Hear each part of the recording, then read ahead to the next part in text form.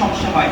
যেমন গতকালকের একটা সমস্যার কথা বলি, তো একটা বাচ্চার চোখের সমস্যা, তার চশমা আছে, তো তার মা বলতেছে যে আমার বাচ্চা যদি পিছনে বসে তাহলে সে চোখে দেখে না। তো এই ক্ষেত্রে আমি কি করবো? আবার কি সমস্যা হয়েছে যে সামনের বেঞ্চে যারা বসে, যারা টপার, তারা হচ্ছে সামনের বেঞ্চে বসে এবং এই বসা নিয়ে তাদের মধ্যে আরাম। তো এটার কি সলিউশন দেওয়া? এটার ক্ষেত্রে হচ্ছে প্রতিবন্ধী বা হচ্ছে যদি আপনার অন্য কোনো ধরনের সমস্যা থাকে, সেক্ষেত্রে সেই বাচ্চাগুলো অগ্রাধিকার ভিত্তিতে প্রথম বেঞ্চে বসবে।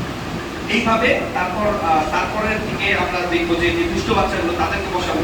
এইভাবে আমরা খুব সুন্দর করে ক্লাসের ডিসিপ্লিনটা আমরা খুব সুন্দরভাবে আমরা মেনটেন করবো। এটা ক্লাসের শুরুর পূর্বেই।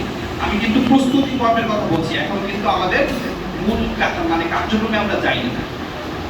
আচ্ছা, তারপর এই শিক্ষণ উপযোগী পরিবেশ সৃষ্টি করার পর এইবার আমাদের তাদের মধ্যে পূর্বজ্ঞান যাচাই করতে হবে, বা তার আগে আমি শিরোনাম ঘোষণা করবো।